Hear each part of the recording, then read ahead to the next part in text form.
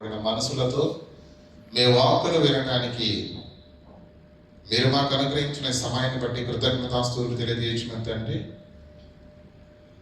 మీ కుమారుని యొక్క పునరుత్థానపు దినమందు మా బ్రతుకులను వెలిగించే, మా ఆత్మీయ జీవితాలను సరిచేసే ఉన్నతమైన మాటల చేత మమ్మల్ని ఆదరించవలసిందిగా వేడుకుంటూ, మీ కుమారుని యొక్క శిలువ త్యాగం నిర్వీర్యం కాకుండా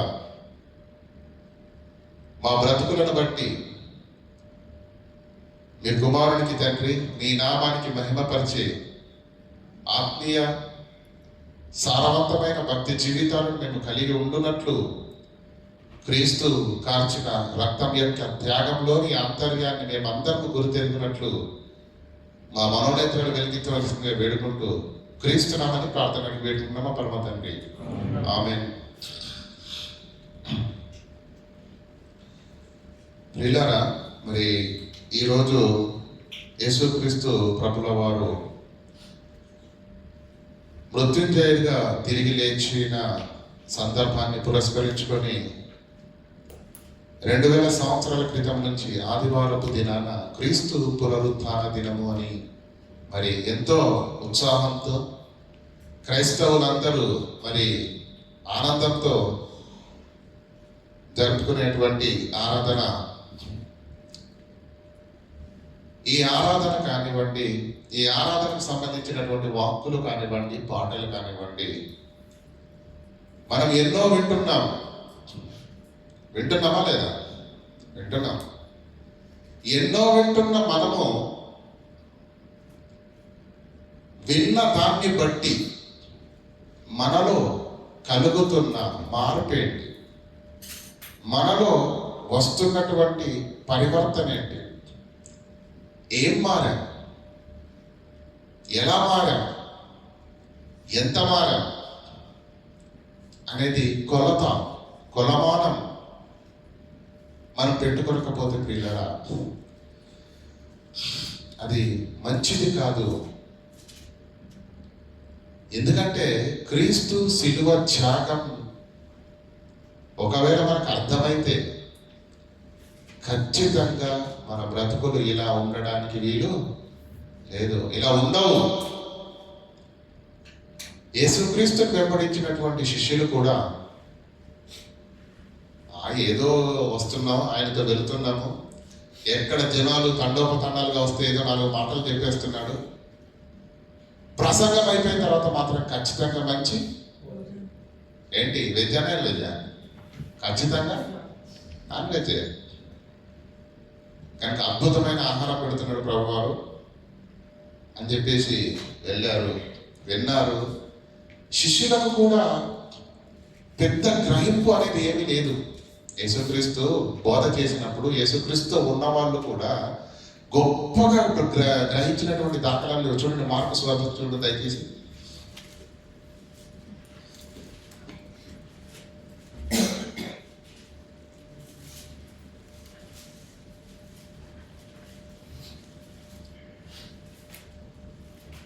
ఐదో 4వ అధ్యాయం దయచేసి చూడండి.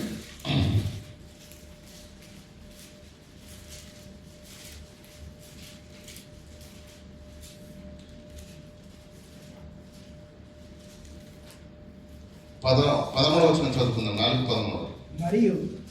మరియు ఈ ఉపమానం మీకు తెలియదా? ఈ ఉపమానం మీకు తెలియదా? ఏ ఉపమానం? పొలంలో విత్తనాలను చల్లినటువంటి సందర్భాన్ని యేసుక్రీస్తు ప్రభుల వారు జనసమూహం మధ్య చెప్పాడు. ఏమని? కొన్ని మంచి నెలలో పడ్డాయి, కొన్ని రాతి నెలలో పడ్డాయి, కొన్ని ముళ్ళ పొదల్లో పడ్డాయి కదా, కొన్ని త్రొవ్వలో పడ్డాయి అని ఈ ఉపమానాన్ని గురించి జనసమూహము మధ్య యేసుక్రీస్తు ప్రభుల వారు వాక్యము బోధించారు. వాటిని శిష్యులు కూడా విన్నారా లేదా? విన్నారు. కానీ అందరూ వెళ్ళిపోయిన తర్వాత యేసుక్రీస్తు ప్రభుల వారు ఒంటరిగా ఉన్నప్పుడు యేసుక్రీస్తు దగ్గరికి వచ్చి ఏమడుగుతున్నారు శిష్యులు? ఈ ఉపమానం మీకు తెలియలేదా? ప్రభువా, ఇందాకేదో విత్తనాలు అన్నావు, ముళ్ళ పొదలో పడ్డాయి అన్నావు, త్రోవలో పడ్డాయి అన్నావు, రాతి మీద పడ్డదన్నావు, మంచి నేలలో కూడా కొన్ని విత్తనాలు నువ్వేదో చెప్పావు, కానీ ప్రభా మాకు అసలు అర్థం కాలేదు. దాని ఉపమాన భావం అడిగాడంటే యేసుక్రీస్తును. అప్పుడు యేసుక్రీస్తు ఏమన్నాడు? అలాగైతే ఉపమానాలన్నీ మీకు ఎలాగూ తెలియనని. మరియు ఈ ఉపమానము మీకు, అప్పుడేమో తలాడించేశారు, అర్థమైందంటే ఓహో తల ఉప్పేసేశారు. అయితే ఉపమానం మీకు అర్థం కాలేదా అని కిందేమంటున్నాడు? అలాగైతే ఉపమానములన్నీ ఎన్నో ఉపమానాలు చెప్పాను కదయ్యా నేను, మీకు ఎలాగూ తెలియనని. ఆ ఉపమానాలన్నీ మీకు తెలిసాయా, మీకు అర్థమయ్యాయా అని అడుగుతున్నాడు. అంటే దాని అర్థం ఏంటి? శిష్యులు కూడా విన్నారంటే చెవులతో, దాన్ని గ్రహించిన దాఖలాలు లేవు. యేసుక్రీస్తు మరణించి తిరిగి లేచేంత వరకు కూడా భక్తుల జీవితాలు చాలా గొప్పలేని లేవు ప్రియులారా. ఎప్పుడైతే యేసుక్రీస్తు చనిపోయి మృత్యుంజయుడిగా తిరిగి లేచాడో అప్పుడు అర్థమైపోయిందండి వారికి. యేసుక్రీస్తు సహోదరులు కూడా ఆయన యందు విశ్వాసము ఉంచలేరు బ్రతుకున్నప్పుడు. ఎప్పుడైతే చనిపోయిన వారిలో నుంచి యేసుక్రీస్తు మహిమా శరీరాన్ని ధరించుకొని తిరిగి లేచాడో, ఇదిగో నేనే మీ ప్రభువును, ఇదిగో మీరు కొట్టి వేసిన గాయాలు చూడండి, మీరు పొడిచిన బల్లెపోటు చూడండి అని తను తాను ఎప్పుడైతే సజీవంగా కనపరుచుకున్నాడో అప్పుడు అర్థమైంది వాళ్ళకు, యేసుక్రీస్తు నీలా నాలా పుట్టిన సామాన్యమైన మనిషి కాదు, దేవుని కుమారుడు, దైవ సంకల్ప ప్రకారంగా భూమి మీద సర్వమానవాళి రక్షణ కొరకు పుట్టినటువంటి ఆది సంభూతుడు, దేవుని కుమారుడు అన్న సంగతి గుర్తెరిగి అప్పుడు అర్థమైంది వారికి బ్రతుకంటే ఏంది, జీవితం అంటే ఏంది, యేసుక్రీస్తు బోధ అంటే ఏంది, ఆత్మ అంటే ఏంది, పరలోకం అంటే ఏంది. అంతవరకు ఏదో విన్నామంటే విన్నారన్నట్టుగా విన్నారు శిష్యులు, కానీ ఆ తరువాత నిలబడ్డారంటే ప్రియులారా ప్రాణాలైనా విడిచిపెట్టారు, కానీ ప్రభువును మాత్రము విడిచిపెట్టలేదు. రాజుల దగ్గర నిలబడ్డారు, అధికారుల దగ్గర నిలబడ్డారు, ప్రభుత్వాలకు కూడా ఎదురించారు. మేము కన్న వాటిని విన్న వాటిని చెప్పకుండా ఉండలేము, మీరేం చేస్తారో చేసుకోండి, కొరడా దెబ్బలు కొడతారా కొట్టండి, మేము విన్న నేర్చుకున్న క్రీస్తు పునరుత్థానాన్ని మాత్రం చెప్పకుండా మేము ఉండలేము అని యేసుక్రీస్తు యొక్క పునరుత్థానాన్ని గురించి విరివిగా ప్రకటిస్తూ, భక్తి అంటే అది శ్రమలకు భయపడలేదు, కష్టాలకు భయపడలేదు, కన్నీళ్లకు భయపడలేదు, కొరడా దెబ్బలకు భయపడలేదు, చెరసాలకు వెళ్ళడానికి కూడా భయపడలేదు. ప్రభుత్వాలే మీరు యేసును ప్రకటించొద్దన్నా మేము కన్న వాటిని విన్న వాటిని చెప్పకుండా ఉండలేము. అంత గొప్ప ధైర్యంతో ప్రభు పక్షాన నిలబడ్డారు ప్రియులారా. అది వాళ్ళ భక్తి. మనకు అటువంటి కష్టాలు ఏమి లేవు, నాకు తెలిసి. ఉన్నాయా? ఏమండి ఉన్నాయా? బైబిల్ తీస్తే కొరడాలతో 10 కొరడా దెబ్బలు కొడతామని ఆయన అంటున్నారేంటి? ఉందా పరిస్థితి? ఉందా? మనకు ఏ బాధలు లేవు, ఏ కష్టాలు లేవు. వాళ్ళతో పోల్చుకుంటే మనకు అన్ని విధాల ఆహ్లాదకరమైనటువంటి సదుపాయాలతో కూడినటువంటి జీవితాన్ని ఈరోజు జీవిస్తున్నాం. అయినా దేవుని కొరకు సమయం ఇచ్చేది లేదు. దేవుని కొరకు ప్రియులారా మనం ఏం చేస్తున్నామో ఎవరికి వారే ప్రశ్న వేసుకోండి. అన్ని కష్టాల్లో, అన్ని అననుకూల పరిస్థితుల్లో కూడా వారు అంత గొప్ప భక్తిని చేస్తే మనకి ఏ ఆటంకాలు లేవు కదా, ఏ పరిస్థితులు లేవు కదా. మనకున్నటువంటి ఈ మంచి అవకాశాన్ని, మంచి సదుపాయాన్ని కూడా దేవుని కొరకు మన సమయాన్ని ఎందుకు కేటాయించలేకపోతున్నాము? ఎందుకు భక్తిగా ఉండలేకపోతున్నాము? అనేక దినాలుగా వింటున్న మనం కూడా ఈరోజు నిత్యమ స్థితిలో ఉండిపోవడానికి గల కారణం ఏంటి? మీరు ఆలోచించండి ప్రియులారా. మీరు దుబాయ్ వచ్చేటప్పుడు ఒక చిన్న పిల్లోని, 5 సంవత్సరాల పిల్లోని, 4 సంవత్సరాల పిల్లోని స్కూల్లో జాయిన్ చేసి రండి. ఎన్ని సంవత్సరాలకి వేస్తారండి స్కూల్లో? అది అప్పుడు మనం చిన్న ఉన్నప్పుడు 5 సంవత్సరాలకి వేసేవాళ్ళు. ఇప్పుడు అప్పుడు లేదు, 3 ఏళ్ళు అయిందంటే అవన్నీ వేసేస్తున్నారు. నర్సరీ అంటారు, అది కిండర్ గార్డెన్స్ అంతేనండి. నర్సరీలోకి పంపించేస్తున్నారు. అంటే వీడు ఇప్పటి నుంచే అలవాటు అయిపోవాలి. అక్కడికి వెళ్ళిన తర్వాత చాక్లెట్లు, బిస్కెట్లు ఇచ్చి మెల్లగా టీచర్లు ఏం చేస్తారు, వాడిని ఆ చాక్లెట్లు, బిస్కెట్లు ఇచ్చేసరికి వాడు పొద్దున్నే లేసి తయారై ఏడవడం లేదు. ఎందుకు? అమ్మలాగా చూసుకుంటుంది టీచర్ అక్కడ. ఇంక ఇబ్బంది ఏముంది, హ్యాపీగా అలవాటు అయిపోతున్నాడు. అలా అలవాటు పడినటువంటి పిల్లవాడిని స్కూల్లో చేర్పించి ఒకడు క్రైస్తవుడిగా సంఘంలో కూడా చేరాలి. సంవత్సరం గడిచేసరికి ఖచ్చితంగా అతడు ఏమవుతాడు, ఎల్కేజీ నుంచి యూకేజీ, ఆ కేజీ నుంచి ఇంకో కేజీ, తర్వాత ఫస్ట్ క్లాసు, సెకండ్ క్లాసు కదా. సంవత్సరం సంవత్సరం సంవత్సరం సంవత్సరం ఎదుగుదల ఉంటుందా ఉండదా? చెప్పండి, నోరు విప్పి చెప్పండి, ఉంటుందా? ఉంటుంది. 10 సంవత్సరాల తర్వాత క్రైస్తవ్యంలోనికి, సంఘంలోనికి వచ్చిన విశ్వాసి దగ్గరికి వెళ్ళండి. ఏమి మాటలు రాకుండా పాఠశాలకు వెళ్ళిన ఆ పసిబాలుడు 10 ఏళ్ల తర్వాత నిరాకంఠంగా, అనర్గళంగా, అది తెలుగు కావచ్చు, హిందీ కావచ్చు, ఇంగ్లీష్ కావచ్చు, గలగల మాట్లాడేస్తాడండి. అవునా కాదా? వాక్యం మాట్లాడమనండి, ప్రార్థన చేయమనండి, పాటలు పాడమనండి. పాడతాడా? ఆ స్థాయికి ఎదుగుతారా? నేను ఒక్కరిని ఉద్దేశించి చెప్పట్లేదు. ఏనాడైతే నీ ఆత్మీయ జీవితం ప్రారంభమైందో ఒక్కసారి వెనక్కి తిరిగి చూసుకో. ఎన్ని సంవత్సరాల నుంచి నువ్వు దేవుని వాక్యాన్ని వింటున్నావు, సంఘంలో చేర్చబడ్డావు, కొన్ని వేల పాటలు విన్నావు కదా, కొన్ని వందల ప్రసంగాలు విన్నావు కదా. ఎంత మారింది, ఎంత నేర్చుకున్నది, ఎంత చెవులతో విన్నదెంత, మనసుతో విన్నదెంత, రాసుకున్నదెంత, ఇక్కడ భద్రపరుచుకున్నదెంత ఉందంటారా? ఎందుకు ఎదగలేకపోతున్నాయి ఆత్మీయ జీవితాలు అంటే ప్రియులారా, చెవులతో వింటున్నారే తప్ప విన్న దానిని మనసులో పెట్టుకోవడం లేదు, గ్రహింపు లేదు. ఎంత కాలము విన్నా గ్రహింపు లేకపోతే ఆత్మీయ జీవితాలు వర్ధిల్లో ప్రియులారా, ఆత్మీయ జీవితాలు వర్ధిల్లో. ఈరోజు ఆరాధన కదా, మనమందరము భయముతో, భక్తితో వేచి చూస్తే ఆరాధన మంచిది. ఈ ఆరాధన అనేది ప్రతి సంఘము ఒకే విధంగా జరిపించడము లేదు, భిన్నాభిప్రాయాలు ఉన్నాయి ఇందులో.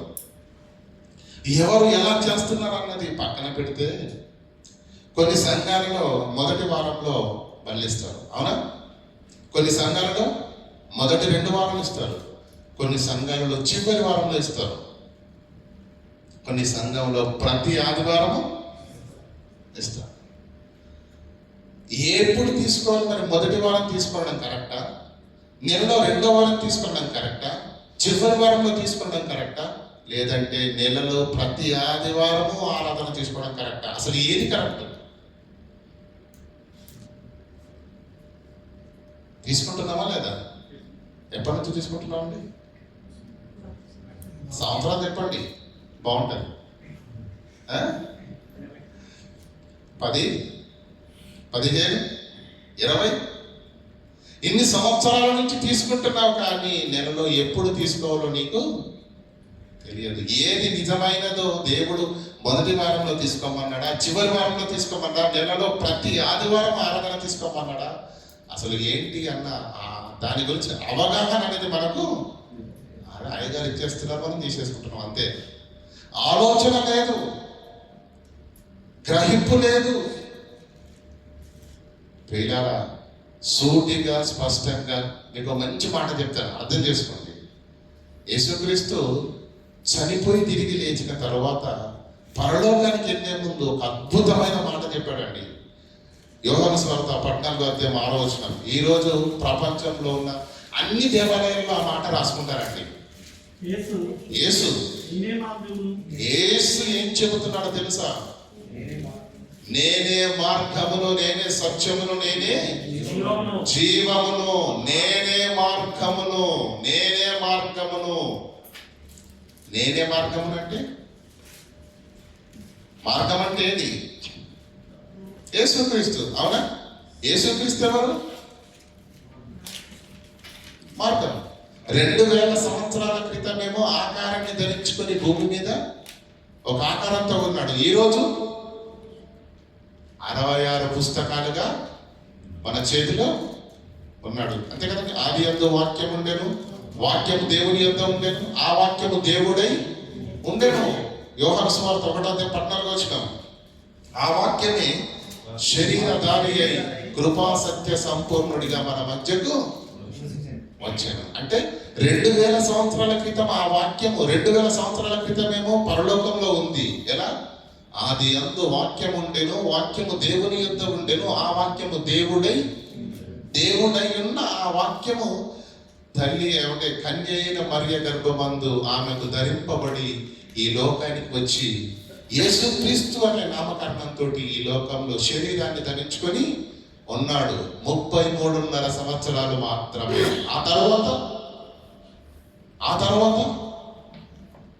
ఆ వాక్యమే ఈరోజు గ్రంథస్థంగా మన చేతిలో ఉంది. 66 పుస్తకాలుగా మన చేతిలో ఉంది. అవునా?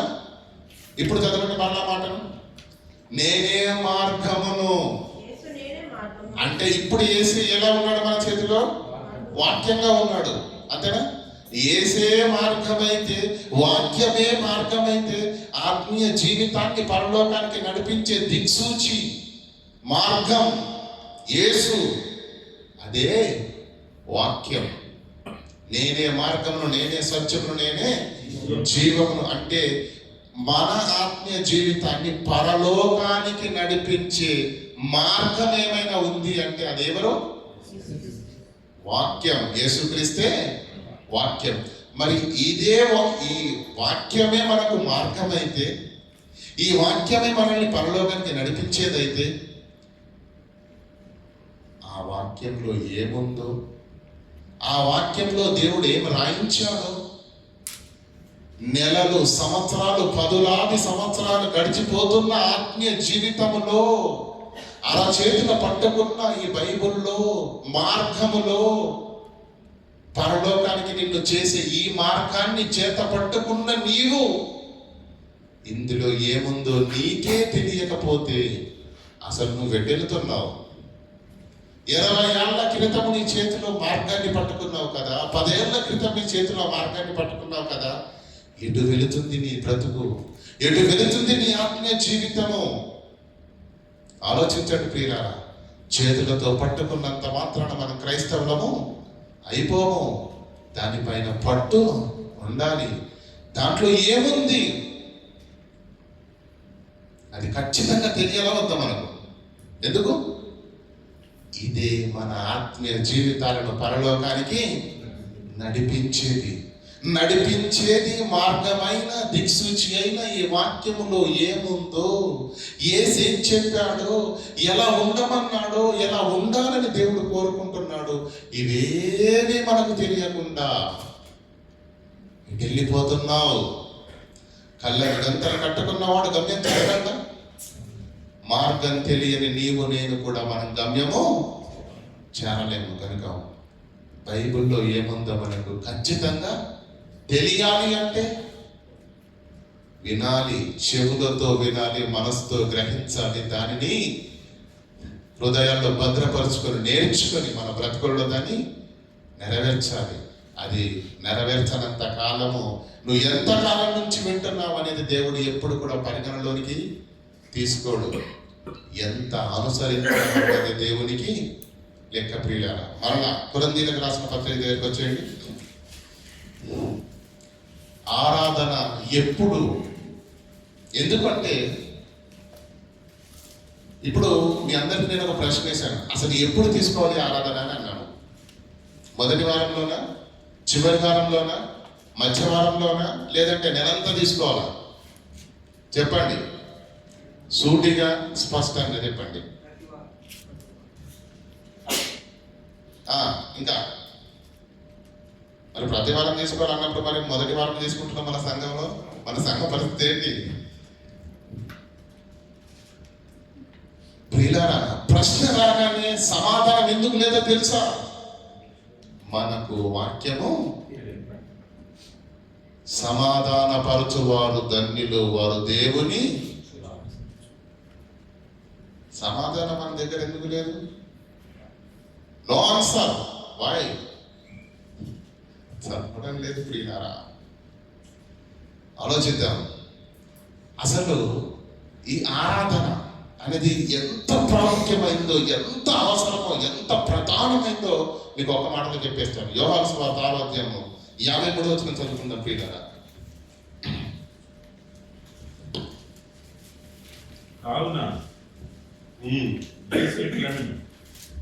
కావున యేసు ఇట్లనెను, మీరు మనుష్య కుమారుని శరీరమును తిని ఆయన రక్తమును త్రాగితేనే కాని మీలో మీరు జీవము కలవారు. అంటే ఇది ఎందుకు తింటున్నాం మనం?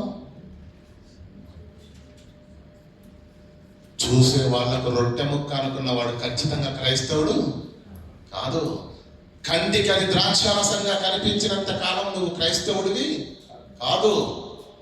ఆయన శరీరానికి సాదృశ్యంగా ఇచ్చిన రొట్టె, ఆయన రక్తానికి సాదృశ్యంగా ఇవ్వబడినటువంటి ద్రాక్షారసాన్ని నీ కళ్ళ ముందుకు వస్తున్నప్పుడు అది క్రీస్తు శరీరం అని, క్రీస్తు రక్తం అని వివేచించి భయంతో, భక్తితో దాన్ని తీసుకొనడానికి నువ్వు ఇష్టపడితే ప్రియులారా, అప్పుడు మన ఆత్మీయ జీవితాలు బలంగా ఉంటాయి. దాన్ని ఎందుకు తీసుకోవాలి అనే ప్రశ్నకు సమాధానం ఏంటి?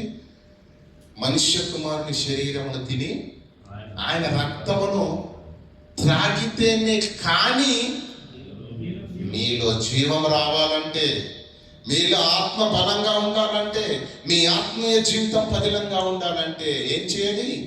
ఆయన శరీరమును తిని ఆయన రక్తమును త్రాగాలి. నంబర్ 1, కిందికి రండి. నా శరీరమును తిని నా రక్తము త్రాగి నా శరీరమును తిని నా రక్తము త్రాగు వాడే నిత్య జీవము గలవాడు. త్రాగని వాడు, ఆయన శరీరము తిననివాడు, ఆ పరిశుద్ధ ఆశీర్వాదనపు పాత్రలోని చెయ్యి వెయ్యని వాడు నిత్య జీవము గలవాడు. కిందేమంటుంది చదవండి. అంచెదినమున నేను వానిని లేపెదను. అంచెదినమున మృతుల పునరుత్థానమందు క్రీస్తు 2వ రాకడలో ఎవరినైనా యేసుక్రీస్తు లేపాలి అంటే ఫస్ట్ క్వాలిటీ ఏంటో తెలుసా? చదవండి. ఏమన్నాడు 50? నా శరీరమును తిని నా రక్తము త్రాగువాడే నిత్య జీవం గలవాడు. నేను అలాంటి వాణిని నేనేం చేస్తాను?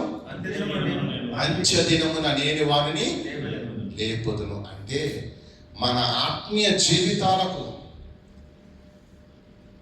అది ఎంత ప్రాముఖ్యమైనదో ఒకసారి ఆలోచించండి ప్రియులారా.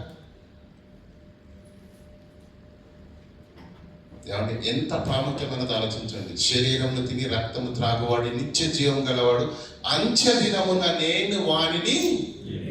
అంటే యేసుక్రీస్తు 2వ రాకడలో వచ్చేసి ఏమంటాడు తెలుసా? ఎంతమంది అయితే నా శరీరంలో తిని రక్తాన్ని త్రాగారో వాళ్ళందరినీ ముందు, ఎవరైతే ఆయన యొక్క శరీరాన్ని తినక రక్తాన్ని త్రాగక ఉన్నారో వాళ్ళందరినీ. అర్థమవుతుందా లేదా? అంటే మనము పరలోకం చేరాలంటే, మృతుల పునరుత్థానం పొందాలి అంటే ఇది ఎంత ప్రాముఖ్యమైనదో మీరు ఒక్కసారి ఆలోచించండి. అంటే ఇది ఖచ్చితంగా మస్ట్ అండ్ షుడ్, ఖచ్చితంగా తప్పనిసరిగా మనము దీనిని చేయాలి. ఎన్నిసార్లు చేయాలి? ఇప్పుడు ప్రశ్న అదే కదా. మనకు మొదటి వారంలో చేయాలా, చివరి వారంలో చేయాలా, 4 వారాలు చేయాలా? చెప్పండి. ఏమండి? ప్రభు వచ్చే వరకు. Very good. ప్రతిరోజు. తర్వాత మీరు చెప్తారు, నేను సమాధానం నేను చెప్పిస్తాను కదా. యోహాను పత్రిక, మొదటి యోహాను పత్రిక 1వ అధ్యాయము 7వ వచనం చదువుకుందాం. అసలు యేసుక్రీస్తు శరీరాన్ని గురించి లేదంటే రక్తాన్ని గురించి, ద్రాక్షారసాన్ని చూడగానే మనందరికీ ప్రస్ఫుటించే మాట ఇది. యేసు రక్తం కదండి. చదవండి మాట.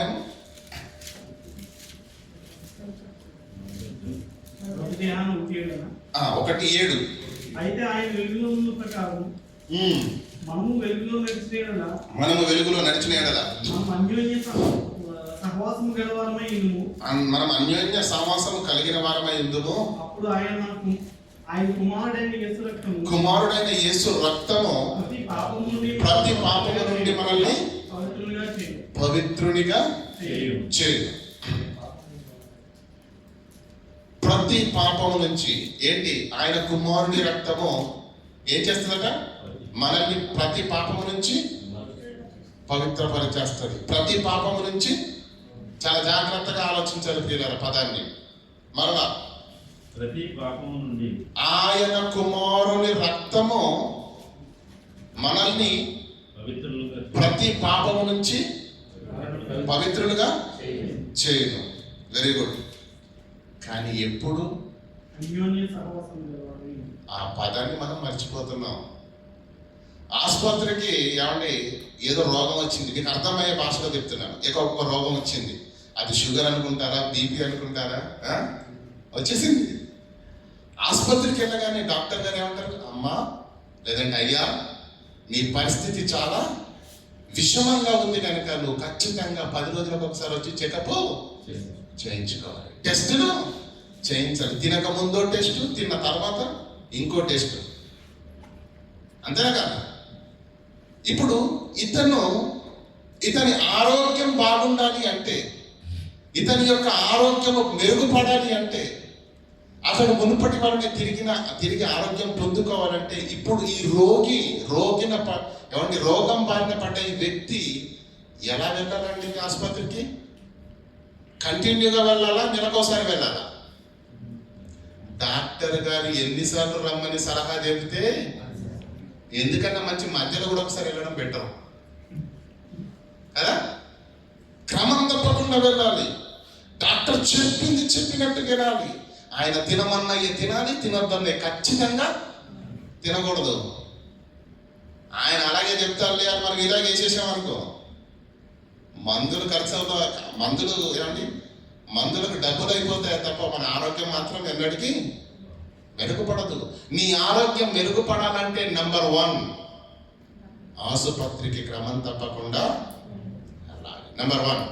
నెంబర్ 2, డాక్టర్ గారు ఏవి తినమన్నాడో వాటిని మాత్రమే తినాలి. డాక్టర్ గారు ఏదైతే తినకూడదు అన్నాడో వాటిని తినకూడదు.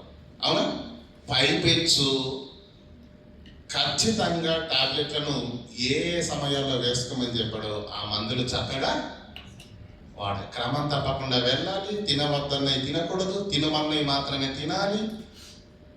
పైపెచ్చు మందులు చక్కగా ఇన్ని చేస్తే అప్పుడు ఏమవుతుంది? మనిషి యొక్క ఆరోగ్యము బాగవుతుంది. రోగం కంటే మహాభయంకరమైంది పాపం. ఆ పాపము మనకు అంటుకున్న ఈ పాపము తొలగించబడాలి అంటే నువ్వేమనుకుంటున్నావు?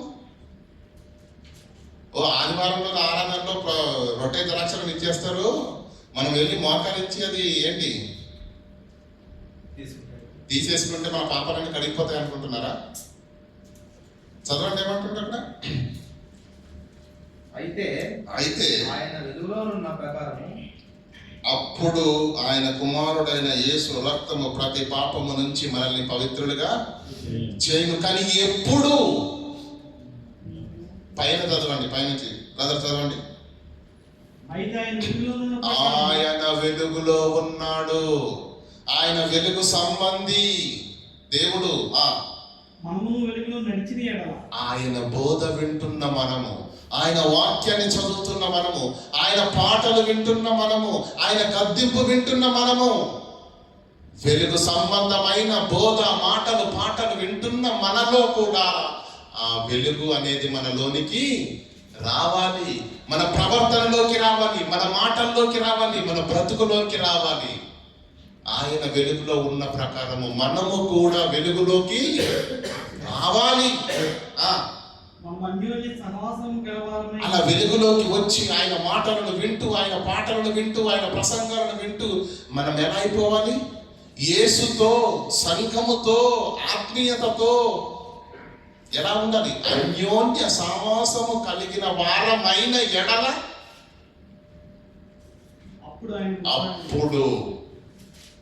ఎప్పుడు దేవునిలో ఉంటూ, సంఘముతో నడుస్తూ, అపోస్తలుల బోధ వింటూ, ప్రార్థన జీవితాన్ని కలిగి ఉంటూ, ఎదుటి వారి కష్టం కొరకు విజ్ఞాపన ప్రార్థనలు చేస్తూ, మనలో ఉన్న అవిధేయత, మనలో ఉన్న చీకటి, మనలో ఉన్న దేవునికి ఇష్టం కాని ప్రతి దానిని దేవుని వాక్యపు గద్దింపు చేత నెమ్మదిగా అన్నింటినీ విడిచిపెడుతూ చీకటి మనలో నుంచి పారద్రోలుతూ వెలుగును మనలో నింపుకొనగలిగితే, ఆయన వెలుగులో ఉన్న ప్రకారము ఆయన మాటలను వింటూ, ఆయన వారమని చెప్పుకుంటూ, వేలాది వందలాది బోధన ప్రసంగాలు వింటున్న మన లోపలికి కూడా ఆ వెలుగు రావాలి, అనువర్తించుకోవాలి, బ్రతుకును మార్చుకోవాలి. మనలో కూడా వెలుగు ఏమన్నా అక్కడ ఆయన వెలుగులో ఉన్న ప్రకారము మనము కూడా వెలుగులో నడిచిన ఎడల మనము అప్పుడు ఏమవుతాము? యేసుక్రీస్తు తోటి, వాక్యంతో, ఆత్మీయతలో అన్యోన్య సావాసము కలిగిన వారం అవుతాము. అప్పుడు తన కుమారుడైన యేసు రక్తము ప్రతి పాపము నుంచి నిన్ను, ఆ అన్యోన్య సావాసమే లేకపోతే, ఈ పరిశుద్ధమైన దేవుని వాక్కులు గద్దింపు మాటలు వింటూ కూడా నీ లోపల వెలుగు అనేది పుట్టకపోతే, నీ బ్రతుకు మారకపోతే, చీకటిని విడిచిపెట్టకపోతే, పాపాన్ని విడిచిపెట్టకపోతే, చేయవలసినవన్నీ చేసుకుంటూనే వెళ్ళిపోతా ఉంటే ఎవరికి తెలియదు అన్నట్టుగా నీ పాపాలు క్షమించబడతాయా? నీకు దేవునికి సమాధానం ఉంటుందని నువ్వు అనుకుంటున్నావా? తప్పు. యేసు వెలుగు, ఆయన వారమని చెప్పుకుంటూ జీవితాలను ఎప్పుడు ప్రారంభించామో ఎవరికి వారికి బాగా ఆత్మీయ జీవితాల గురించి నేను మాట్లాడుతున్నాను.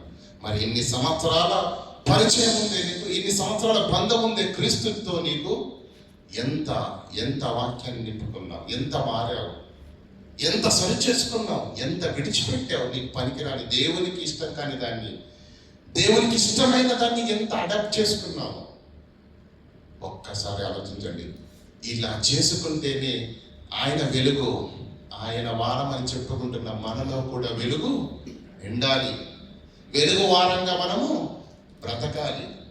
అన్యోన్య సావాసం కలిగిన వారమై ఉండాలి. ఉందంటారా అన్యోన్య సావాసం? ప్రశ్న అడుగుతా, నిజం చెప్పాలి. చెప్తారా? చెప్పరా? ప్రతిరోజు డ్యూటీ అవర్స్ విడిచిపెట్టేయండి. డ్యూటీ అందరికి ఉంటుంది కదా, డ్యూటీ ఎవరు మాట్లాడేది ఏం లేదు. మిగతా సమయంలో వాక్యానికి ఎంత సమయాన్ని ఇచ్చారు, అది చదవడం కావచ్చు, వినడం కావచ్చు, పాటలకు కావచ్చు, దేనికైనా సరే. మొబైల్కి ఎంత టైం ఇచ్చారు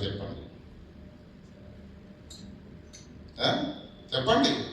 వాట్సాప్కి ఎంత, ఇన్స్టాగ్రామ్కి ఎంత, ఏంటి ఫేస్బుక్కి ఎంత, ఇంకా ఉన్నాయండి, టిక్ టాక్, ఇంకా అంతేనా, ఇంకేమైనా ఉన్నాయా, టెలిగ్రాము, ఇంకా ప్రియులారా మాటను వల్లిస్తామంతే. దినములు చెడ్డవి కనుక సమయమును పోనీయక అజ్ఞానుల వలె కాక జ్ఞానుల వలె నడుచుకొనొచ్చు అని వల్లిస్తాం మాటనంతే. 31st రోజు దంచేస్తాం మాట ప్రసంగం. ఏమి తెలియని వాడు కూడా సమయాన్ని దుర్వినియోగమే చేస్తున్నాడు. అన్ని తెలిసిన నీవు కూడా సమయాన్ని, క్రీస్తు శిలువ త్యాగం ఏమైపోతుందో ఒకసారి అర్థం చేసుకుంటున్నావా? ఎన్నో సంవత్సరాల నుంచి నువ్వు వింటున్నావు. ఎన్ని సంవత్సరాల నుంచి వింటున్నావు అన్నది కాదయ్యా ముఖ్యం, నువ్వు ఎంత నెరవేరుస్తున్నావు అన్నదే ముఖ్యం. కనుక అన్యోన్య సావాసం కలిగి ఉంటే, ఆ పరిశుద్ధతలోకి నువ్వు రాగలిగితే, ప్రభు సన్నిధిలో నువ్వు వర్ధిల్లగలిగితే, ప్రియులారా నీలోనికి నీ వెలుగు రావాలి. కారణం, వెలుగు సంబంధమైన మాటలను మీరు వింటున్నారు, వెలుగు సంబంధమైన పాటలను మీరు వింటున్నారు, వెలుగు సంబంధమైన వాక్యపు హెచ్చరికలను మనము మరి ఇన్ని వింటున్న మన లోపలికి వెలుగు రావాలా వద్దా? చీకటి వెళ్ళిపోవాలా వద్దా? వెళ్ళిపోవాలి. అంటే ఎన్ని సంవత్సరాల క్రైస్తవ జీవితాన్ని మనం కలిగి ఉన్నామన్నది ముఖ్యం కాదు, కానీ దేవుడు ఎంత మారావు, దేవుని మాటకు విలువనెంత ఇచ్చావు, దేవుని మాటకు ఎంతవరకు నువ్వు భయపడ్డావు, ఎంతవరకు నువ్వు భయపడ్డావు, ఎంతవరకు సరి చేసుకున్నావు, ఎంతవరకు ఎదిగావు అనేది దేవుడు పరిగణలోకి తీసుకుంటాడు. అయితే ఇప్పుడు రండి కొరింథీయులకు రాసిన మొదటి పత్రిక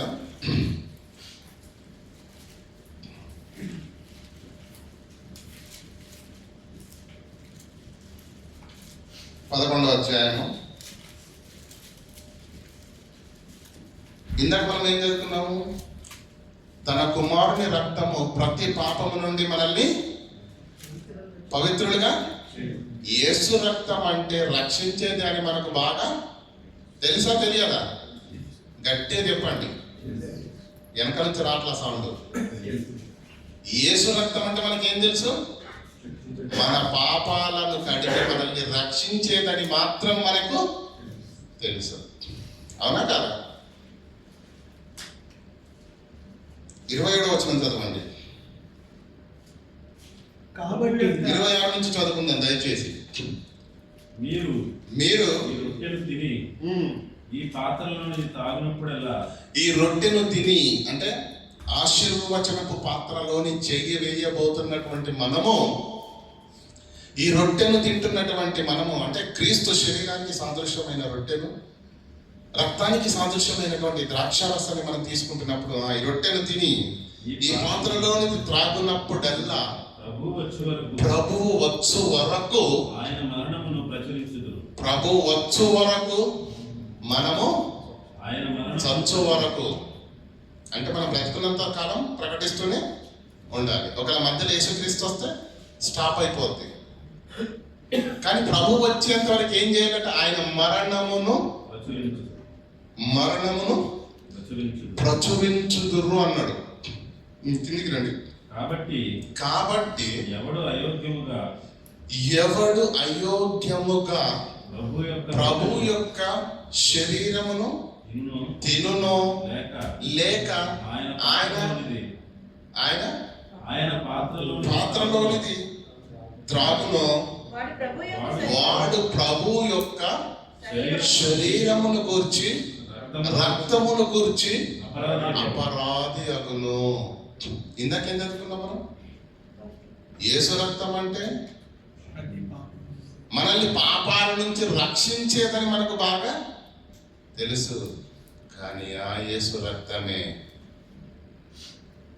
నువ్వు అయోగ్యంగా తీసుకుంటే ఏం చేస్తానంటే అక్కడ ఎవరైతే అయోగ్యముగా ప్రభు యొక్క శరీరమును తినునో ఆయన రక్తమును త్రాగునో వారు ప్రభు యొక్క శరీరమును గురించి రక్తమును గురించి అపరాధి అగును.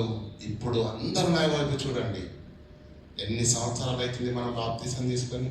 ఎన్ని సంవత్సరాలు, ఎన్ని నెలలు, ఎన్ని ఆరాధనలో ఆ ఆశీర్వచనపు పాత్రలోని చెయ్యి వేసి ప్రభు శరీరాన్ని తిన్నాము, ప్రభు రక్తాన్ని త్రాగాము. ఆ పాత్రలో చెయ్యి వేసిన ప్రతిసారి యోగ్యంగా వేసావా అయోగ్యంగా వేసావా? సమాధానం చెప్పాలి. యోగ్యంగా వేసిన వాళ్ళైతే దేవుని యొక్క ఆశీర్వాదం ఉంటుంది. కానీ అయోగ్యంగా వేస్తే ప్రభు యొక్క శరీరమును గురించి రక్తమును గురించి అపరాధి. ఆ రక్తమే కాపాడుద్ది, ఆ రక్తమే పాపాలను కడుగుద్ది, రక్షిస్తుందని అనుకుంటున్నాం కదా. ఆ రక్తము విషయంలో నువ్వు అజాగ్రత్తగా ఉంటే, నువ్వు అయోగ్యంగా ఉంటే, నువ్వు యోగ్యతను కోల్పోయి ఆ పాత్రలో చెయ్యి వేస్తే ఆ రక్తమే నేనేం చేస్తుంది? ఏమండి? అపరాధిగా. ఎంత పటిష్టమైనటువంటి మార్గము, ఎన్ని నియమ నిబంధనలు ఉంటుండగా ప్రియులారా, క్రైస్తవునికి ఏం పట్టదండి. ఈ చెవిలో నుంచి వెంటాడు, ఈ చెవిలో నుంచి వదిలేస్తాడు. ఎన్నిసార్లు వేసామండి, ఎన్నిసార్లు ఆరాధన పాల్గొని చెప్పండి. ఏమనుకుంటారు తెలుసా అండి? ఓ రొట్టె అనుకుంటారు. రొట్టె అనుకున్నవాడు ఎప్పటికీ క్రైస్తవుడు కాదు. అది కేవలం ద్రాక్షారసం అని మాత్రం అనుకునేవారు క్రైస్తవులు కాదు. వారు క్రీస్తు యొక్క శిలువ త్యాగాన్ని గుర్తెరిగిన వారు కాదు. వారి హృదయాల్లో క్రీస్తుని గురించినటువంటి వేదన, బాధ లేదు. అయోగ్యంగా వేసావా, యోగ్యంగా వేసావా, అది మనకి ఇప్పుడు తెలియాలి. చెప్పండి, అయోగ్యంగా వేసావా, యోగ్యత కలిగేసావా? ఏంటి అయోగ్యత? పైన చదవండి, 20వ వచనంలో చెప్తున్నాడు, మీరు ఈ రొట్టెను తిని మీరు ఈ రొట్టెను తిని ఈ పాత్రలోనిది త్రాగినప్పుడెల్లా ఎల్లా మీరు చేయవలసింది ఏంటో తెలుసా? ప్రభువు వచ్చు వరకు పరిశుద్ధంగా ఉండాలి. నంబర్ 1. ఎందుకంటే ఈ క్రీస్తు రక్తమే నిన్ను కడిగి నీ పాపాలను తీసివేసింది కనుక దేవుడు అనుగ్రహించిన పవిత్రతను కాపాడుకుంటూ పరిశుద్ధంగా ఉండాలి. నంబర్ 1. నంబర్ 2, ప్రభువు వచ్చు వరకు ఆయన మరణమును ప్రచురించే పనిలో ఉండాలి. ప్రచురించే పనిలో, ఆ పనిలో ఉంటే నువ్వు యోగ్యత కలిగి ఉన్నట్టు, ఆ పనిలో లేకపోతే యోగ్యత కలిగి లేనట్టు.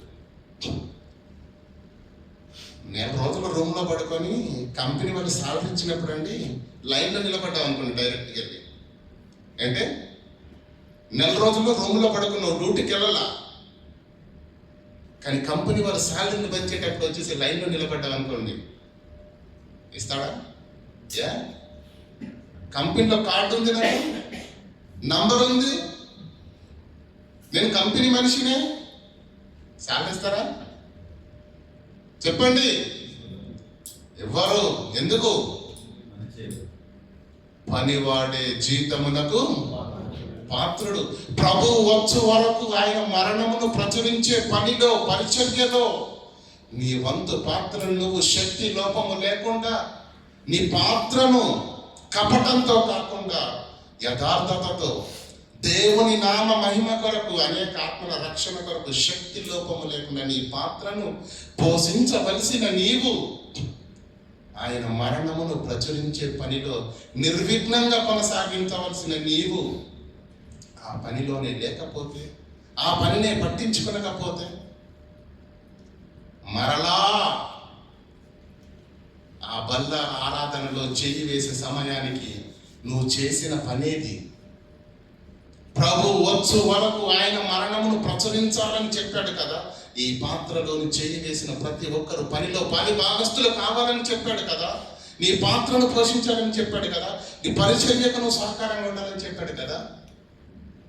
మరి ఆ పనిలో నువ్వు లేకపోతే, ఆ పనిని చెయ్యకపోతే నువ్వు యోగ్యత కలిగి చేయవేసినట్ట, యోగ్యత లేకుండా చేయవేసినట్టు? చెప్పండి, మీరే చెప్పండి, చెప్పండి. యోగ్యత లేకుండా ప్రియులారా, ఎప్పుడు కూడా మనము దేవుని దృష్టి, ప్రియులారా ఏమన్నాడు? పనివాడి జీతములకు పాత్రుడు. కనుక దేవుడు జీతం ఇచ్చేటట్టుగా ఉండాలి. దేవుడిచ్చే జీతమే ఆయన యొక్క ఉచితమైన కృప, కనికరం, కాపుదల. దాన్ని పోగొట్టుకోకూడదు ప్రియులారా. మనం ఎన్నో వింటున్నాం, కానీ ఏది మనసున పెట్టుకోవట్లేదు ప్రియులారా. విన్న మాటలను విడిచిపెట్టు వారంగా ఉండడం కంటే, ఏమన్నాడు చెప్పండి? ఇందాక చదివారు కదా, అద్భుతమైన మాటలు చదివారు సహోదరులు. మరి సోనపూర్ నుంచి వచ్చినటువంటి దానియేల్ బ్రదర్ గారు, చూడండి ఆ మాటను ఒకసారి. మాటను చదివి విడిచిపెట్టకూడదు పిల్లలు, దాన్ని అక్కడ మనసును పెట్టి ఆలోచించాలి. ఎంత వేదనతో ఆ మాటను మాట్లాడు చూడండి ఒకసారి.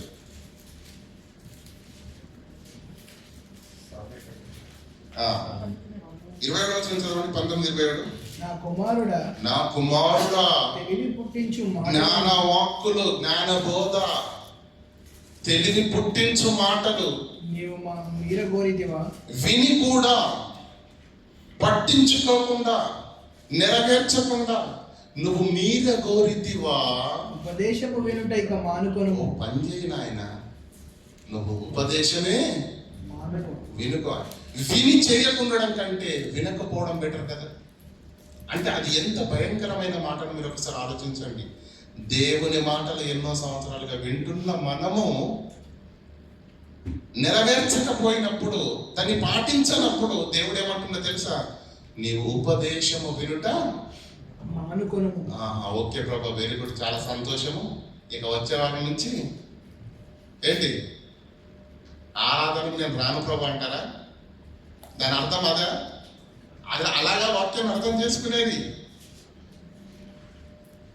అంటే ప్రభువా, విన్న దాని ప్రకారంగా నేను బ్రతుకుతాను, విన్న దాని ప్రకారంగా బ్రతుకుతానని మాట ఇవ్వడానికి సిద్ధపడగలిగితే మనకు దీవెనకరంగా ఉంటుంది ప్రియులారా. అయితే ఆరాధనను ఎన్నిసార్లు తీసుకోవాలి ఇంకా మనకు తెగలేదు, అవునా? ఆరాధనలో జరిగేది ఏంటో తెలుసా ప్రియులారా? నంబర్ 1, మనం చేసినటువంటి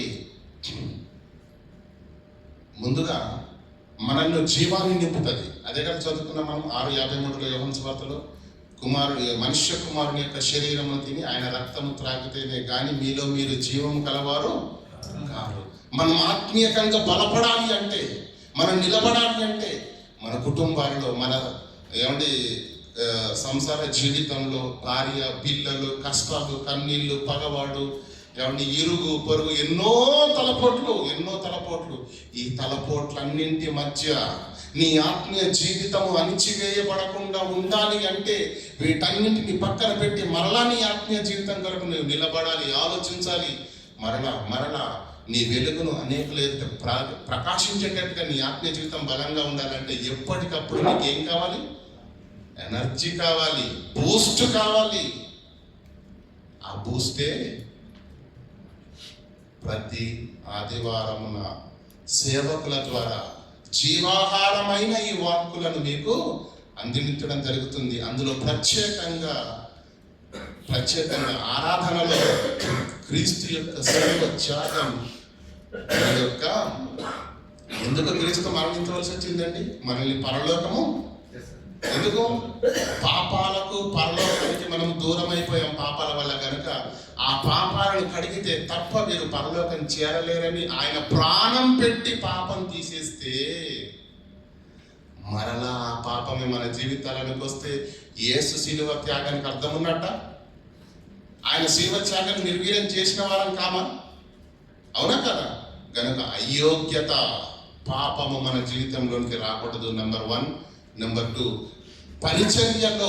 పనిలో మనము పాలిభాగస్తులము కావాలి. ఈ 2 పనులు కంటిన్యూగా చేయగలిగితే ఎప్పటికీ నువ్వు ఆరాధనలో చేయడానికి యోగ్యుడిగా ఉంటావు. పరిశుద్ధతను కోల్పోయినా, ప్రభు పనిలో లేకపోయినా, సహకరించకపోయినా, పట్టించుకోకపోయినా అది మన జీవితాలకు క్షేమకరము కాదు. ఏ పని చేసిన ప్రియులారా సంఘంగా చేయాలి, సంఘమంతా కలిసి చేయాలి, దేవుని నామానికి మహిమకరంగా చేయాలి. కనుక ప్రతి ఒక్కరిది వాక్యం చెబుతున్న వాళ్ళది కదా, వింటున్న ప్రతి ఒక్కరి బాధ్యత కూడా పరిచర్యలో ప్రభు యొక్క పనిలో ఉంది. కనుక ఆ పనిని ఎప్పుడైతే మనం చేయని వారిగా ఉంటామో నెమ్మదిగా ప్రియులారా క్రీస్తు యొక్క శరీరాన్ని తిని రక్తాన్ని త్రాగుతున్న మనము మరణము ఆయన వచ్చే వరకు ఆయన మరణాన్ని ప్రచురించే పనిలో మనం లేకపోతే మనం యోగ్యతను కోల్పోతాము. ఒక్కసారి మాట ఇవ్వండి. ఆరాధనలో జరిగేది ఏంటో చెప్పండి. ఏం చేస్తాం? అందరూ ఏం చేస్తారు చెప్పండి? ఆరాధనలో ముందుగా మన పాపాలను ఒప్పుకుంటారు. ప్రభువా, నేను ఈ విషయంలో తప్పిపోయాను, ప్రభువా నేను ఈ విషయంలో నీ పనిలో లేకపోయాను, ఏదైతే ఉందో మన హృదయాలను కుమ్మరించి ప్రభు దగ్గర ఏం చేస్తాం చెప్పండి? మొరపెట్టుకుంటాము. మనం చేసింది ఒప్పుకుంటాం. ఒప్పుకున్నారా లేదా? చాలా జాగ్రత్తగా ఆలోచించండి. ఈ వారము నేను ఫర్ ఎగ్జాంపుల్గా చెప్తున్నాను, ఆరాధనలు మనం అందరం ఒప్పేసుకున్నాం. మనం ఏదైతే తప్పు చేశామో కన్నీరు పెట్టుకున్నామో, గుండెలు బాదుకున్నామో, ప్రభువా తప్పైపోయింది, ఇక మీదట నేను దాన్ని ఒప్పుకుంటాము. వెంటనే మాట కూడా ప్రభువా మరలా ఇది నా జీవితంలో తిరిగి రిపీటు అదే అంటాం. అలా చేసిన ప్రార్థనను ఎవరి ప్రార్థన వారు రికార్డ్ చేసుకోండి. మళ్ళీ ఆరాధనలో మళ్ళీ ఏం ప్రార్థన చేస్తాం? అప్పుడు కొత్త పాపాలు ఉంటాయి కదా, అప్పుడు కొత్త తప్పిదాలు ఉంటాయి కదా. నెలలు గడుస్తున్నా, వారాలు గడుస్తున్నా, ప్రతిసారి దాన్ని మనం చేస్తున్నాము అంటే ఏం జరుగుతుంది? ఒక అలవాటుగా మారిపోయింది. ఏమండి? ఒక అలవాటుగా మారిపోయింది తప్ప ప్రియులారా, నేను దేవునికి మాట ఇచ్చాను, నేను దేవుని ఎదుట కన్నీళ్లు పెట్టుకొని మొరపెట్టుకొని, తండ్రి ఆ పాపం నేను చేశాను, నన్ను కడిగేయని నేను మాట ఇచ్చాను, ఇక మీదట నేను పాపం చేయనని మాటిచ్చిన నీవు మరలా దాన్ని చేస్తే, మాటిచ్చిన నీవు మరలా దాన్ని చేస్తే ఆ మాటకి ఏమున్నట్ట అండి? చెప్పండి. అతిక్రమములను దాచిపెట్టువాడు వర్ధిల్లడు. అయితే దాన్ని ఒప్పుకొని, చూడండి సామెతల గ్రంథము చదవండి, మంచి మాట చదువుకుందాం. సామెతల గ్రంథము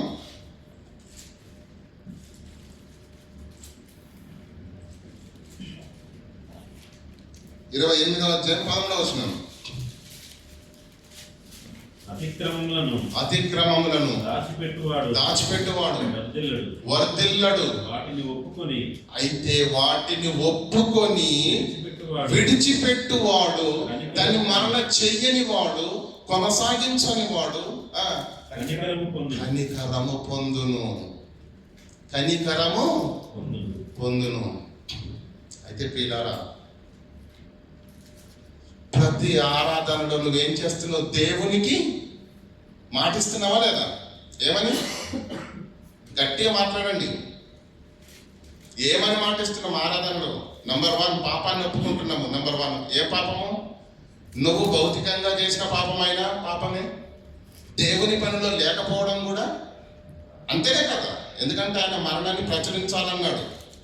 పనిలో లేకపోయినా, పరిశుద్ధతను కోల్పోయినా, 2 వాటిని ఒప్పుకుంటున్నావు.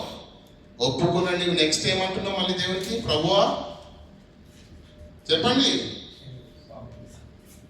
ఓకే, క్షమాపణ ఓకే, ఒప్పుకోలు ఓకే, తర్వాత ఏంటి? ఇక మీదట మరలా నేను ఆ పాపము చెయ్యను అని దేవునికి నువ్వే మాట ఇస్తున్నావా లేదా? ఇస్తున్న నీవు ఆ మాటని నిలబెడుతున్నావా? ప్రతి ఆదివారము ఆరాధన ఏంటి? ప్రతి ఆదివారము బల్లారాధన జరిగింది అనుకో, ఫర్ ఎగ్జాంపుల్గా చెప్తున్నాను. ప్రతి ఆరాధనలో నువ్వు దేవునికి ఏం మాటిస్తావు? నీ పాపాన్ని ఒప్పుకుంటావు. వచ్చే వారానికి పాపాన్ని ఒప్పుకొని, ప్రభువా నేను పాపం చేయనని మాటిచ్చిన ఆయన 2వ వారానికి వెళ్ళేసరికి ఏం ప్రార్థన చేయాలి? ప్రభువా నీ కృప ద్వారా మీకు ఇచ్చినటువంటి మాట ప్రకారంగా ఈ వారం రోజులు చాలా జాగ్రత్తగా భయభక్తులతో నేను ఉన్నాను. నాకు వీలైనంత వరకు వాక్యాన్ని చదువుకున్నాను, ప్రార్థన జీవితాన్ని కలిగి ఉన్నాను, నాకు తెలిసిన 4 మాటలు నలుగురికి ప్రకటించాను, ఆ పనిలోనే ఉన్నాను తండ్రి, మీ కృపను బట్టి ఈ పనిలో నేను ఉండగలిగానని ప్రార్థన చేస్తామండి. ఖచ్చితంగా 2వ వారం మేము ప్రార్థన చేస్తాం. మళ్ళీ ప్రభువా పాపాలను క్షమించు, మరలా ఈ పాపాలను నేను మళ్ళా కంటిన్యూ చేయనంట. 3వ వారం, 4వ వారం ఇందాక అన్నాడు ప్రతి వారం రొట్టె ద్రాక్ష అంశం ఇవ్వాలన్నాడు. చెప్పండి, ఎన్నిసార్లు తీసుకున్నామన్నది ముఖ్యం కాదు, దేవునికి ఇచ్చిన మాటకు ఎన్నిసార్లు నువ్వు కట్టుబడుతూ ఉన్నావన్నదే ముఖ్యం. నువ్వు 4 సార్లు తీసుకున్నా దేవునికి ఇచ్చిన మాట మీద నువ్వు నిలబడట్లేదు. దేవుడు చెప్పిన పనిని నీవు 4 సార్లు తీసుకున్నా చేయట్లేదు, 3 సార్లు తీసుకున్నా చేయట్లేదు, 1 సారి తీసుకున్నా. అంటే ఎన్నిసార్లు తీసుకోవాలన్నది ముఖ్యము. ఏది ముఖ్యం? దేవుడు చెప్పిన మాటకు లోబడి నీ జీవితాన్ని మార్చుకోవడం ముఖ్యము. దేవునికి నువ్విచ్చిన మాట మీద నువ్వు నిలబడడం ఇంకా ముఖ్యం. అది జరగనప్పుడు ప్రతిరోజు ఆరాధన జరిగిన ఉపయోగం, పైగా దాని విలువను తగ్గించిన వారం అవుతామే తప్ప దాని విలువను పోగొట్టిన వారం అవుతామే తప్ప అదంటే లెక్కలేనిదిగా చేసిన వారం అవుతామే తప్ప, క్రీస్తు త్యాగాన్ని నిర్వీర్యం చేసిన వారం అవుతామే తప్ప ఉపయోగము లేదు. అదంటే భయం ఎంతమందికి ఉంది చెప్పండి? ఏమండి, రొట్టెగా చూస్తారా? రొట్టెగా చూసిన వాడు ఎన్నటికీ క్రైస్తవుడు కాడు. దాన్ని ద్రాక్షరసంగా భావించేవాడు ఎప్పటికీ క్రైస్తవుడు కాదు. మరి ప్రతి వారం తీసుకుంటున్నామో, నెలలు తీసుకుంటున్నామో, ఎప్పుడు తీసుకున్నామో అన్న నో ప్రాబ్లం. కానీ దేవుని మాటను నువ్వు విన్నావు. ఆయన వచ్చు వరకు మరణమును ప్రచురించాలన్న దేవుని మాట విన్నావు. ఒక్కసారి విన్నావు, 2 సార్లు విన్నావు, 3 సార్లు విన్నావు, సంవత్సరం విన్నావు, 2 సంవత్సరాలు విన్నావు. ఇన్ని సంవత్సరాలుగా వింటున్న నీవు పాటిస్తున్నావు ఆ మాటను? చెప్పండి, ఎన్నిసార్లు విన్నామన్నది ముఖ్యమా, విన్న దాన్ని నెరవేర్చడం ముఖ్యమా దేవునికి? చెప్పండి. విన్న దాన్ని నెరవేర్చడమే దేవునికి ముఖ్యం. ఎన్నిసార్లు నీవు దేవుని యొక్క మోకరించావన్నది ముఖ్యమా? దేవునికి నువ్విచ్చిన మాట మీద నువ్వు నిలబడడం ముఖ్యమా? దేవుని మాటను వినడం లేదు, నీవిచ్చిన మాట మీద నీవు నిలబడడం లేనప్పుడు ఎన్నిసార్లు ఇచ్చిన ఉపయోగం లేదు. మాటకు కట్టుబడని వాడు ఎన్నిసార్లు మాట ఇచ్చినా ఉపయోగం ఉందండి? కొంతమంది ఉంటారండి పెద్దలు, మన గ్రామాల్లో, మన కుటుంబాల్లో, మన బంధుత్వంలో చూస్తుంటాం కదా, ఒక్కసారి మాట ఇచ్చాడా నష్టము కలిగిన కూడా ఆయన మాటను వెనక్కి తీసుకోడు. నేను మాట ఇచ్చాను కనుక అవసరమైతే నా 10,000 రూపాయలు పోయినా పర్వాలేదు, కానీ నేను మాట ఇచ్చాను, ఆ మాటను ఉంటారండి కొంతమంది పెద్దలు. చూసారా, మాటకు కట్టుబడితే తత్వం. మనం ఎన్నిసార్లు ఇచ్చామండి దేవునికి మాట? సంఘాలు గట్టిగా చేస్తే నా గురించి ఎవరైనా చెడు అనుకుంటారని లోపల చేసుకుంటా, మంచిదే పోని. ఆ దేవుని కన్నా భయపడాలి కదా, ఆ దేవునికి ఇచ్చిన మాట మీద నేను నిలబడాలి కదా. ప్రియులారా, కళ్ళు మూసుకొని పిల్లి ఏం చేసిందంట? పాలు తాగిందంట. తెలుసు కదా మనకి. ఏమనుకుందంట? కళ్ళు మూసుకుంటే ఎలా ఉంటుందండి? చీకటిగా. అమ్మయ్య, లోకంలో నన్ను ఎవ్వరు, పిల్లికి మాత్రమే చీకటిగా ఉంది, కానీ ప్రపంచం పిల్లిని అది దానికి. కనుక ప్రియులారా, ఎవరిని దృష్టి పెట్టడం కాదు, నీ ఆత్మీయ జీవితాలకు నీవే ఉత్తరవాదివి. ఇంకెవరిని చూడటానికి వీలు. మన ధ్యాస అంతగా ఉంటుందంటే తెలుసా, ఏదన్నా ఒక విషయం చెప్పగానే మన చూపు పెట్టిపోతుంది. వీడేనేమో, వాడేనేమో అనుకుంటాం. ఎవరి గురించి ఆలోచించదండి, మనని గురించి మనం. యేసుక్రీస్తు ఏమన్నాడండి? రొట్టె ద్రాక్షారసం ఇస్తున్నప్పుడు, మీలో ఒకడు నన్ను అప్పగించును అనగానే ఆ 12 మందిలో నిజం చెప్తున్నానండి, ఒకళ్ళే నువ్వు కానీ నేను కానీ ఉంటే ఏమంటాం? ఏమన్నారు కొన్ని శిష్యులు? ఏమన్నారు చెప్పండి? ప్రభువా, ఆ దౌర్భాగ్యుని నేనా అని 12 మంది అడిగారండి. ఆ 12 మందిలో ఒకవేళ నువ్వు కానీ నేను కానీ ఉంటే ఏమంటావు తెలుసా? నేనా ప్రభు అని ఖచ్చితంగాను ఆ మాట కూడా మాట్లాడాను. ఏమంటావు తెలుసా? చెప్పండి. ప్రభువా, నాకెందుకో మొదటి నుంచి ఉంది, మొదటి నుంచి నాకు పక్కకెళ్ళిపోద్ది మన దృష్టి. ఎవరి గురించో, ఎవరినో మనం తీర్పు తీర్చాలనుకుంటాం, ఎవరినో ఉద్దేశిస్తాం. తప్పు. ఆత్మీయ జీవితాలు వర్ధిల్లాలంటే ఎదుటి వారికి కాదు, ముందు. యేసుక్రీస్తు ఏమన్నాడు? శిష్యుడు ఏమన్నారండి? నేనా ప్రభువా, నేనా దౌర్భాగ్యులని తన్ను గురించి తాను ఆలోచించుకున్నారే తప్ప పక్క వాడి గురించి వారు ఎప్పుడు.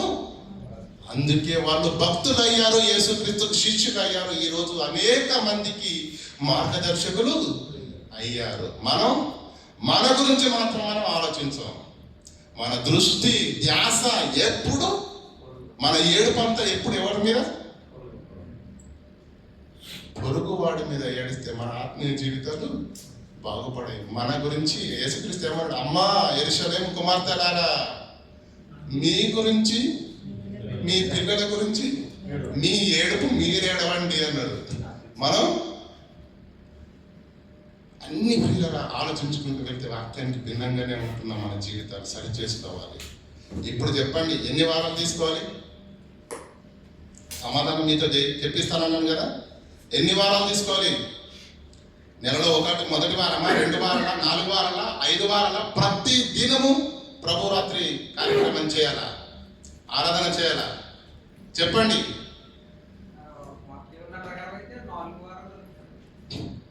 అది ప్రారంభ శతాబ్దం బ్రదరు.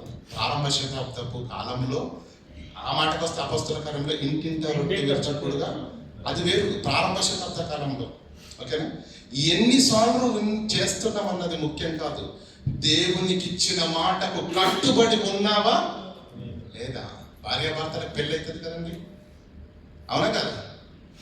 నూతన వధువుకు వరకు పెళ్ళి ప్రమాణం ఒక్కసారి చేస్తారా?